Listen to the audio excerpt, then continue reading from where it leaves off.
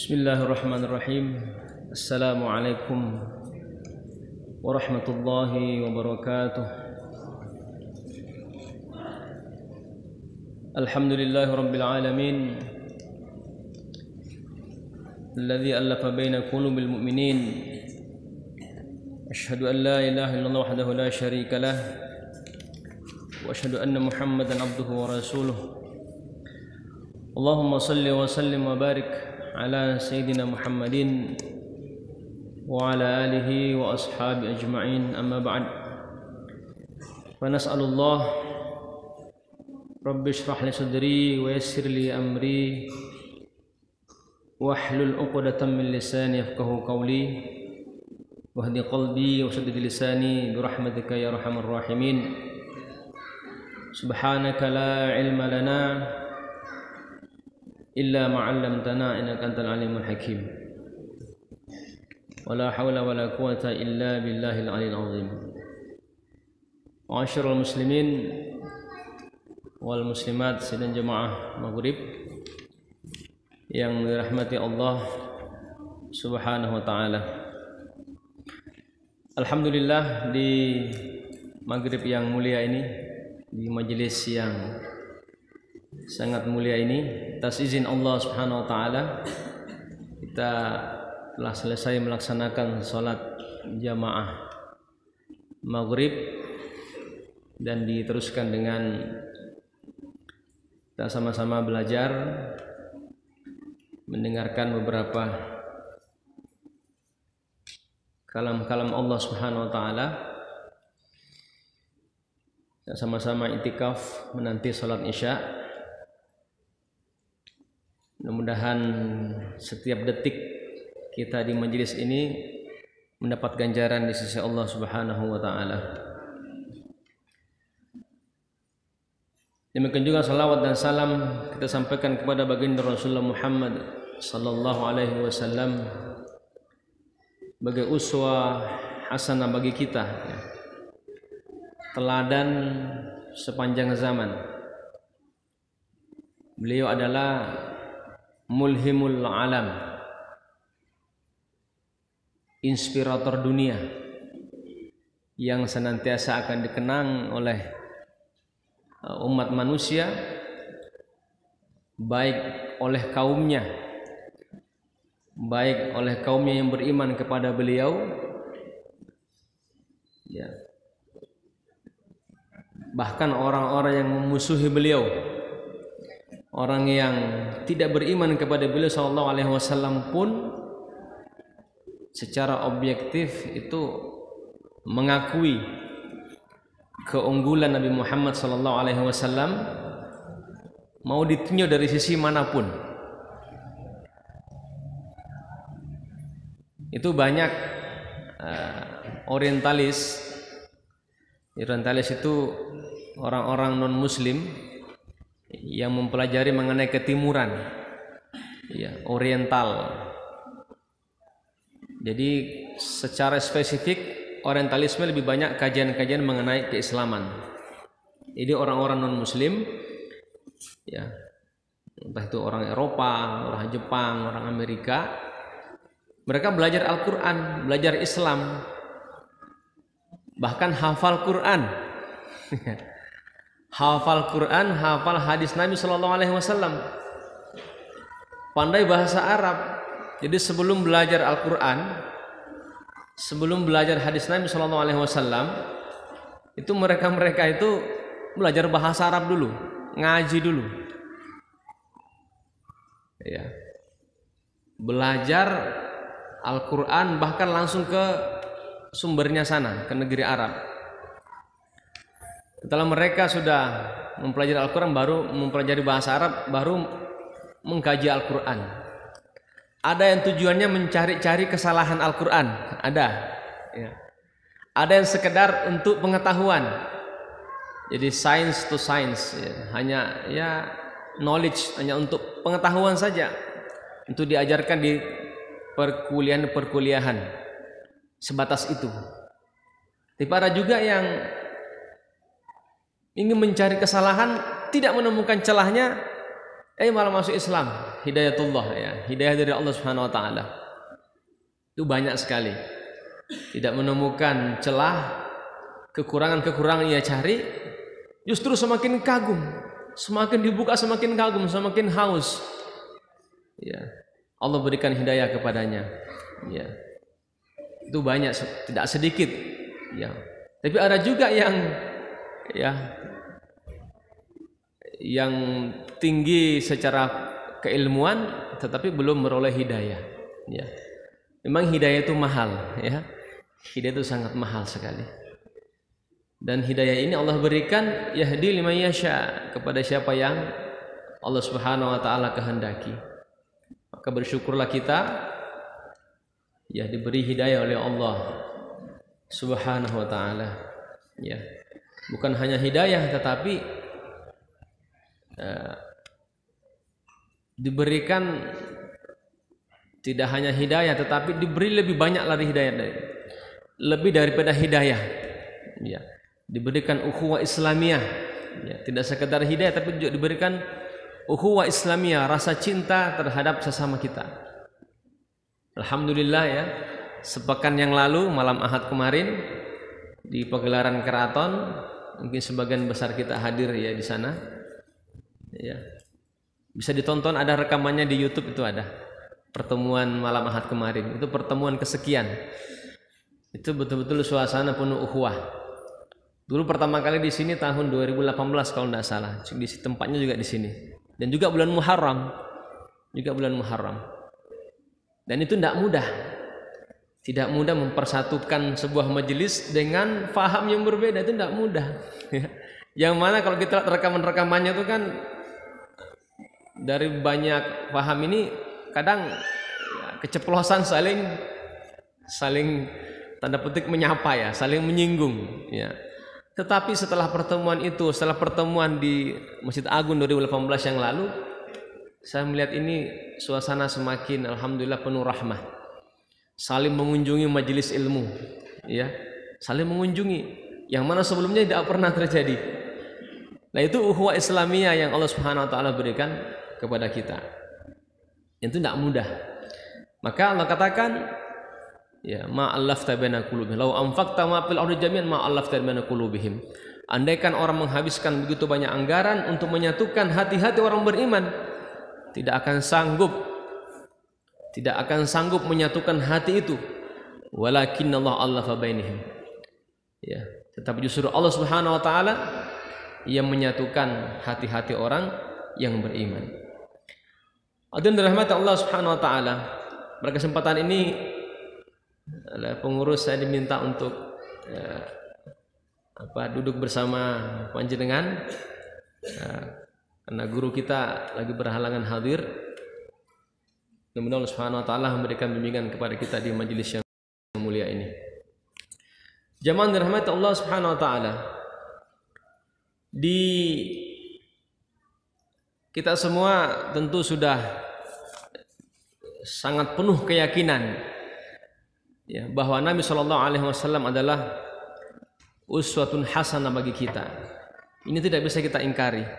Laqad kana lakum fi Rasulillahi uswatun hasanah liman kana yarjullaha wal yawmal akhir wa dzakarallaha katsira. Pada diri Nabi Muhammad SAW ada uswah, ya, ada teladan yang baik, ya, ada teladan yang baik.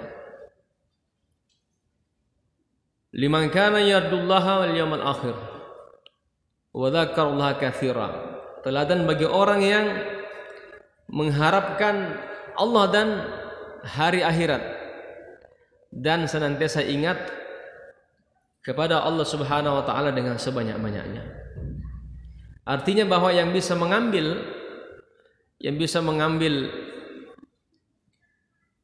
hikmah atau mengambil uswah dari diri Nabi sallallahu alaihi wasallam adalah orang-orang yang ada iman di dalam dirinya. Kalau tidak ada iman itu sekedar hanya jadi ya, seperti sampai kata orientalis itu. Karena tidak ada iman ya sekedar jadi bahan studi saja. Ya. Itu di Kanada banyak tuh, di McGill, Montreal kan itu banyak. Itu ahli-ahli usul fikih ya, ahli hadis bahkan menyusun kitab-kitab hadis itu, apa ensiklopedia hadis itu malah belum Islam malah. Ya, belum Islam. Ya. Maka yang bisa menjadi meneladani Nabi Shallallahu Alaihi Wasallam hanya orang yang ada iman di dalam dirinya. Ya. Maka syarat kita dalam berislam adalah asyhadu an la ilaha illallah wa asyhadu anna Muhammadar Rasulullah. Jamaah dan rahmat Allah Subhanahu wa taala, berbicara tentang Nabi Shallallahu Alaihi Wasallam ini memang tidak pernah ada habisnya. Ya. Mengapa? Karena berbicara dengan Nabi Sallallahu Alaihi Wasallam tentang Nabi Sallallahu Alaihi Wasallam berarti berbicara tentang Al-Quran, dan berbicara mengenai Al-Quran tidak pernah ada habisnya. Ya. Nah, Aisyah radhiyallahu anha pernah ditanya bagaimana akhlak Nabi, karena khuluquhul Quran. Berarti kalau berbicara tentang Nabi Muhammad Sallallahu Alaihi Wasallam berarti berbicara mengenai Al-Quran. Ya. Dan orang Al-Quran ini tidak pernah habis dibahas. Ya. Bahkan ketika diulang-ulang dikaji pun tidak pernah orang itu bosan. Ya. Pasti ada saja perspektif baru yang kita dapatkan dari setiap kajian-kajian yang kita hadiri atau terima. Maka menjadi umat Nabi Muhammad SAW, ya, di antara bentuk terima kasih kita kepada beliau adalah, ya, yang pertama adalah memperbanyak salawat kepada baginda Rasulullah Muhammad sallallahu alaihi wasallam. Mungkin salawat saya lebih sedikit dibanding panjenengan, ya. Kemudian yang kedua adalah berusaha sedikit demi sedikit, ya, meneladani akhlak Nabi Muhammad sallallahu alaihi wasallam. Ya. Akhlak beliau itu, ya, sesungguhnya itu adalah menurut Ibnu Hazm, ya, itu adalah mukjizat. Jadi akhlaknya Nabi itu adalah mukjizat. Jadi kalau kita pahami mukjizat itu adalah perkara-perkara khaliqul ada, ya, di luar kebiasaan. Jadi misalnya Nabi SAW diberi ketika beliau membelah bulan atas izin Allah, bulan terbelah, itu mukjizat. Ya. Atau kemudian Nabi Musa misalnya membelah lautan, itu mukjizat. Ya, ketika Nabi Ibrahim alaihissalam dibakar, beliau tidak terbakar, itu mukjizat. Ya. Tetapi Nabi SAW ada mukjizatnya yang lain, itu akhlak beliau. Ini juga mukjizat. Kalau kita kaji makna mukjizat secara bahasa, itu kan dari kata al-mu'jiz, artinya yang melemahkan. Ya, yang melemahkan. Artinya bahwa ketika terjadi argumentasi antara Nabi dengan kaumnya yang menentang, itu Nabi mengeluarkan mukjizat untuk melemahkan akal mereka, melemahkan kemampuan mereka. Nah, di antara semua Nabi itu mukjizatnya tidak bisa lagi terulang, kecuali mukjizat Nabi Muhammad sallallahu alaihi wasallam. Terulangnya di mana? Maksudnya tidak bisa kita saksikan kembali. Kalau mukjizat Nabi sallallahu alaihi wasallam adalah Al-Qur'anul Karim. Itulah yang mukjizat yang paling beliau andalkan ketika berhadapan dengan kaumnya. Baik kaum yang ijabah yang telah menerima dakwah Nabi atau kaum yang masih menentang atau kaum yang masih didakwahi. Pernah, ya, kira-kira tahun kelima masa kenabian, Nabi SAW ketika setelah beliau mengutus atau mengirimkan sahabat-sahabat beliau untuk hijrah ke Habasyah, ya, itu Nabi SAW pernah pergi ke dekat Ka'bah, ya, dekat Ka'bah. Jadi beliau masih di periode Mekah. Ketika itu pembesar-pembesar Quraisy itu sedang berkumpul, ya, sedang berkumpul di sekitar Ka'bah itu. Mungkin lagi ngobrol apa, terus datang Nabi SAW.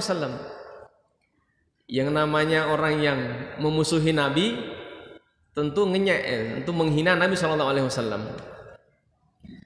Tapi Nabi Shallallahu Alaihi Wasallam ketika sedang dirasani oleh kafir Quraisy ini, Nabi langsung membaca sebuah surah, ya, surah An-Najm.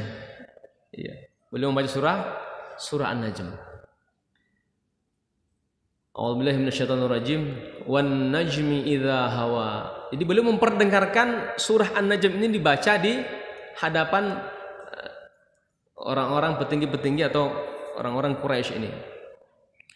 Wan najmi idza hawa ma dhalla sahibukum wa ma ghawa wa ma yantiqu 'anil hawa in huwa illa wahyu yuha.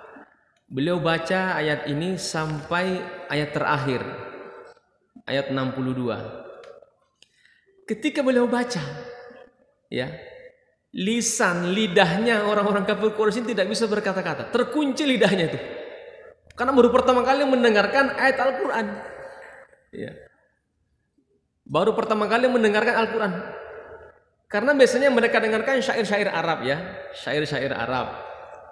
Terus tiba-tiba mendengar kalamullah dari lisan yang tidak pernah berdusta, Nabi Shallallahu Alaihi Wasallam. Mereka terpukau, ya.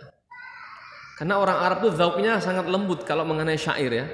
Mungkin kalau kita ya perlu diasah lagi, ya, zauk sastrawinya. Tapi kalau orang Arab yang pada masa-masa ini mendengar kalamullah itu mereka terpana. Maka sebagian mereka mengatakan Nabi SAW itu penyihir. Kenapa? Karena kalam-kalam Allah ini memang memukau, ya, diulang-ulang tidak membosankan, dikaji tidak pernah habis, ya. Nah, ketika kafir Quraisy ini tadi, ya, keluh lidahnya, tidak bisa berkata apa-apa, ingin menyimak terus sampai habis Nabi SAW membaca surah An-Najm. Ketika sampai ayat 62 ketemu ayat As-Sajdah, ya. Fasjudu lillahi wa'budu. Sujudlah kalian kepada Allah dan sembahlah. Seketika Nabi SAW sujud tilawah. Dan orang-orang kafir Quraisy ini ikut sujud. Ya. Lama sujudnya. Terus tidak lama kemudian karena Nabi SAW tidak membaca lagi ayat, karena ini ayat terakhir, baru mereka tersadar. Akhirnya mereka terbangun dari sujudnya. Jadi mereka kaget, seolah-olah kalau istilah sekarang terhipnotis gitu, ya, terus langsung sujud. Nah, mereka yang sujud ini ternyata disaksikan oleh orang banyak. Jadi banyak orang-orang kafir Quraisy juga itu yang menyaksikan, ya, menyaksikan sujudnya mereka. Sehingga mereka mengatakan, "Loh, kamu ikut Nabi Muhammad, ya? Sekarang kamu jadi ikut sudah jadi umat Nabi Muhammad, ya, kalian ini?" Ya kan? Oh, enggak. Itu kami tuh enggak sujud, itu hanya sujud di hadapan berhala-berhala. Ya. Pokoknya mencari cara lah untuk ngeles itu, ya. Padahal sebenarnya hati ini terguncang, ingin apa? Ingin mendengarkan lagi dan terpukau dengan kalamullah tadi. Dan berita ini tersiar sampai ke Habasyah, sampai ke Ethiopia. Ya. Sehingga sahabat-sahabat Nabi yang ada di Ethiopia, yang ada di Habasyah, termasuk Sayyidina Utsman, ya, bersama istrinya, ketika mendengar kabar ini bersyukur sekali. Alhamdulillah, sudah banyak orang kafir Quraisy masuk Islam, gitu kan. Padahal kenyataannya mereka tidak masuk Islam, ya. Hadirin dirahmati Allah Subhanahu wa taala. Jadi Al-Qur'an ini yang sampai kepada kita ini memang kekuatannya itu luar biasa sekali, ya. Dan disinilah Allah Subhanahu wa taala menyatakan Al-Qur'an ini akan dijaga. Inna nahnu nazzalna dzikra wa inna lahu lahafizun. Kami yang menurunkan Al-Qur'an dan kami pula yang menjaganya. Maka kita sebagai umat Islam terhadap Al-Qur'an ini sangat bersyukur sekali. Iya. Mengapa? Karena kitab suci kita ini dijaga oleh Allah Subhanahu wa taala. Sehingga jika kita ingin merujuk kepada bacaan aslinya, ada bacaan aslinya. Sementara umat lain bagaimana merujuk ke kitab mereka yang asli? Mungkin bahasanya saya tidak paham. Terus kalaupun ketemu bahasanya sudah dirubah isinya. Yuharrifunal kalima amma mawadih, mereka rubah isinya. Bahkan tiap berapa tahun itu isinya dirubah, disesuaikan dengan kondisi zaman. Ya. Sehingga ditemukan banyak pertentangan-pertentangan dalam kitab mereka. Hadirin dirahmati Allah Subhanahu wa taala. Nah, di Nabi SAW ini akhlaknya itu adalah mukjizat itu sendiri. Dan banyak akhlak Nabi yang justru menjadi apa? Menjadi peluluh hati orang-orang kafir Quraisy sehingga mereka masuk Islam. Kelembutannya Nabi, kehangatannya Nabi, kecerdasannya Nabi, keberaniannya Nabi itu justru menjadi peluluh hati ya sebagian orang-orang kafir Quraisy ketika mereka menjelang masuk Islam. Hadirin dirahmati Allah Subhanahu wa taala. Nah, jadi akhlaknya Nabi ini adalah sudah jadi mukjizat. Karena pada masa itu akhlak Nabi ini dianggap asing. Ya, itu dianggap asing. Maka Nabi SAW ketika hadir itu betul-betul menjadi penerang bagi tidak hanya bagi bangsa Arab, tapi juga menjadi penerang bagi alam semesta ini, bahkan hatta yaumil qiyamah. Nah, ada beberapa akhlak Nabi SAW. Ya, mungkin saya kesempatan yang terbatas ini hanya menyampaikan sebagian saja. Ya. Di antara akhlak Nabi ialah akhlak beliau terhadap makanan. Ya. Akhlak beliau terhadap makanan. Ya. Nabi SAW kalau dihidangkan makanan itu beliau tidak pernah mencela makanan itu. Oh boy gila kasinon saya gitu. Kok terlalu manis ini kurang apanya enggak pernah mencela. Ya, beda dengan kita ya. Yang kita suka komen, ya, suka komentari makanan. Ya. Beliau Nabi SAW ya ma'aban Nabi SAW ta'aman qattu. Nabi SAW tidak pernah mencela makanan apapun. Idza ishtahahu, jika Nabi SAW ingin makanan itu, akalahu, beliau makan. Wa illa, jika beliau tidak menginginkannya, ya beliau tinggalkan. Ya, beliau tidak makan. Ya. Beliau tidak makan. Kemudian beliau makan dengan tangan kanannya, ya, menggunakan tangan kanan. Kemudian samillah, membaca basmalah. Nah. Dan kalau itu agak panjang ya, maka itu kan dimulai dari kanan. Misalnya makan semangka gitu ya, maka beliau makan dari sisi yang kanan. Ya. Baru setelah itu tengahan, baru dibalik lagi, baru dari kanan lagi. Iya. Beliau makan menggunakan tangan kanan, memulai sisi kanan dan membaca basmalah. Pernah Nabi SAW itu dihidangkan makan oleh Khalid bin Walid. Ya. Namanya dhab. Ya, sejenis apa itu ya? Namanya biawak ya. Dhab.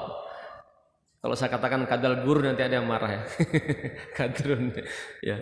Kadal yang memang jenisnya tuh dhab ini makannya itu makan rumputan. Kalau kita biawak di sini kan makannya daging-dagingan itu kan, kadang makan ayam ya. Suka makan yang apa kayak karnivora. Nah, kalau ini dhab itu adalah sejenis herbivora dan itu agak jinak ya. Ketika dihidangkan ini dalam kondisi sudah dimasak gitu ya. Nabi tanya ini apa? Ya, ada istri Nabi menyatakan ini adalah dhab. Ini adalah jenis biawak. Lalu Nabi SAW mengatakan tidak makan. Ya, terus ditanya, apakah ini haram? Jadi Khalid bertanya, apakah ini haram ya Rasulullah? Beliau katakan, la, ini tidak haram. Walakin lam yakun bi ardi qaumi. Makanan ini tidak terbiasa di kaum saya, jadi bukan makanan hariannya, ya, bukan makanan sehari-harinya. Ya. Fa ajiduni a'afahu, maka saya tidak memakannya. Tapi Nabi tetap menemani Khalid bin Walid memakan dengan lahap ya apa yang dihidangkan itu. Nabi tidak mencela, ya. Nabi tidak mencela.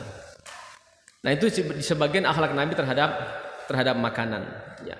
Nah, kita sering itu kan ya kalau ada makanan dihidangkan ya malah disisa ya.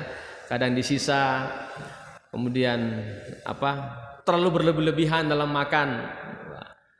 mukbang gitu kan, itu ada yang di video YouTube itu muka wah makan satu piring besar. Kalau bayangan kita ini nggak mungkin habis, ternyata habis juga. Gitu. Mungkin kalau diporsikan mungkin 4 porsi Indomie itu mungkin 4 porsi mie instan ya habis juga. Ya itu nggak seperti itu cara makannya dengan lahap yang kayak rakus sekali, nggak seperti itu. Ya jadi kita diajarkan makan dengan tenang ya, dengan tangan kanan baca basmalah. Kalau mukbang itu mana ada baca basmalah kan, nggak ada itu ya. Mukbang itu. Ya, itu makanan. Kemudian Nabi SAW juga akhlaknya terhadap beliau juga sangat dermawan. Ya, ini tidak ada yang membantah ini. Ada sebuah kisah nih ya. Nabi SAW itu pakaiannya agak lusuh waktu itu ya, agak lusuh. Melihat pakaian Nabi yang lusuh ini, ada seorang wanita membuatkan pakaian Nabi. Jadi beliau menjahitkan ya, lalu dihadiahkan kepada Nabi SAW. Ya Rasulullah, ini ada pakaian buat panjenengan pakai ya. Nabi senang diberi hadiah. Ketika beliau pakai pakaian baru ini ya, beliau jalan-jalan kemana, tiba-tiba ada orang datang, orang Badui. Ya Rasulullah, saya minta bajunya. Minta bajunya Nabi ya. Melihat itu, bagaimana sikapnya Nabi? Beliau langsung melepas pakaian itu, dia berikan kepada orang yang minta ini. Maka orang-orang menyaksikan itu menegur orang Badui ini, kok tega-teganya sih kamu minta baju baru dipakai Nabi kok sudah diminta? Apa jawaban ini? Innama sa'altuhu litakuna kafani. Saya minta baju ini agar kelak nanti menjadi kain kafan saya. Mungkin beliau pakai ini baju putih ya. Jadi Badui ini ditanya, kenapa sih kamu tega-teganya minta pakaian baru dipakai oleh Nabi? Dia jawab, innama sa'altuhu litakuna kafani. Saya minta ini nanti agar baju ini menjadi kain kafan saya. Ya. Terus pernah juga Nabi SAW itu memakai selendang gitu kan. Ya, macam ridak gitu ya, selendang. Tiba-tiba datang orang Badui, narik selendang itu. Bayangkan, tidak sopannya itu ya. Narik selendang itu sampai ya seperti orang setengah memaksa gitu ya. Langsung menarik selendang itu. Ya.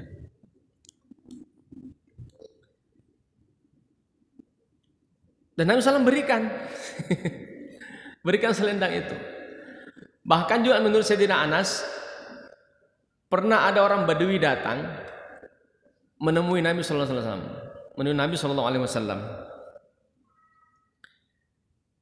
Lalu Badui ini bilang, ya Rasulullah, kambing-kambing itu saya minta. Nabi kan punya banyak kambing nih.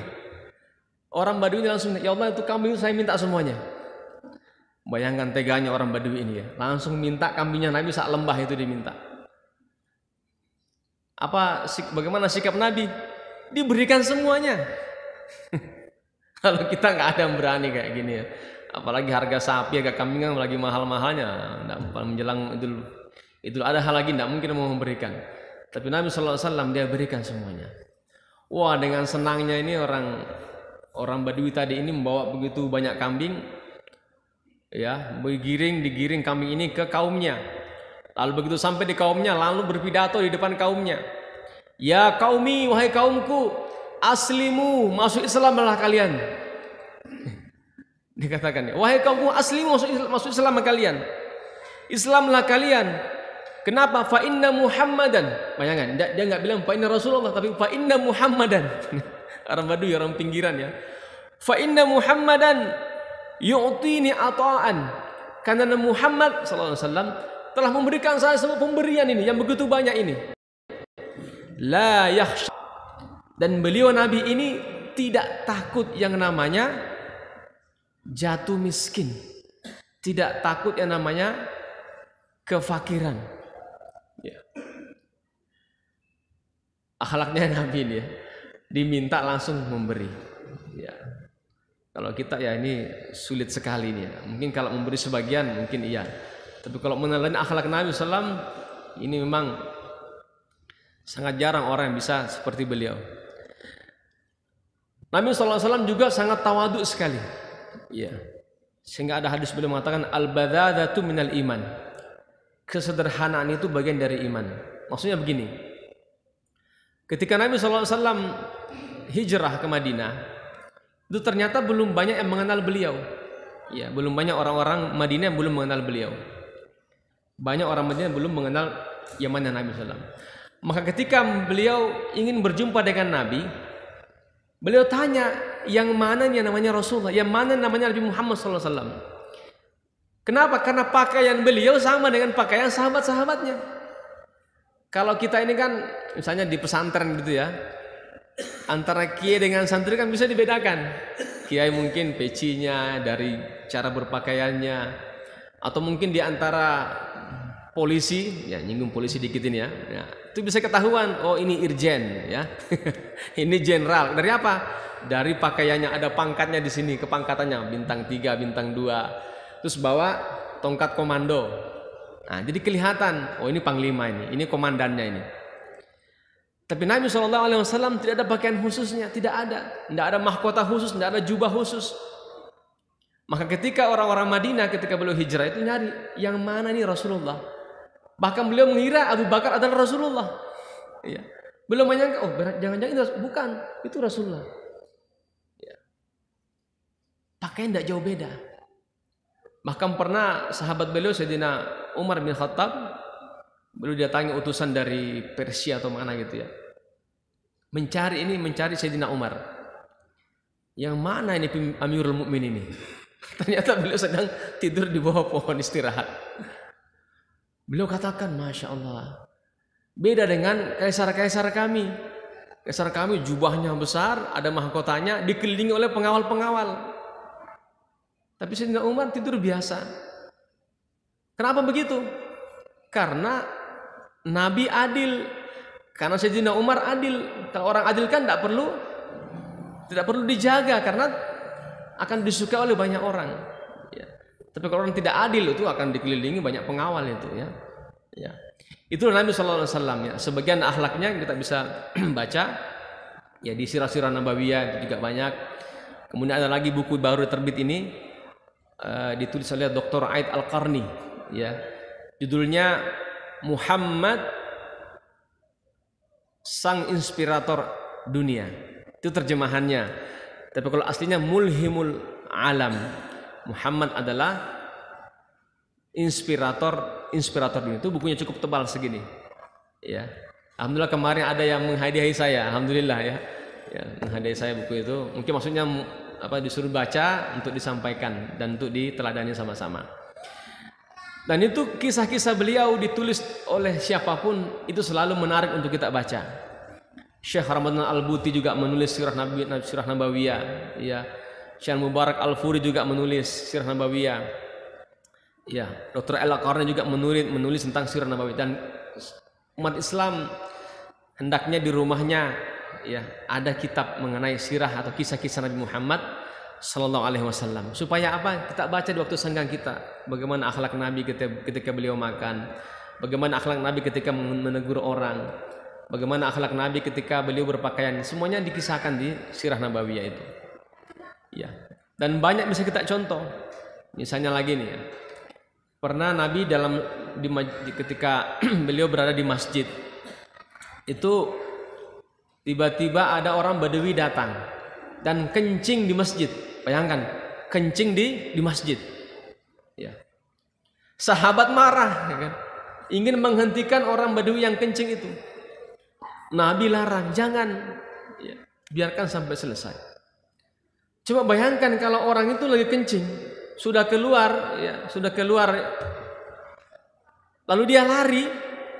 Coba bayangkan kok lari itu, wah netes kemana-mana kan, jadi najisnya kemana-mana. Tapi Nabi SAW mengatakan, jangan, biarkan sampai selesai.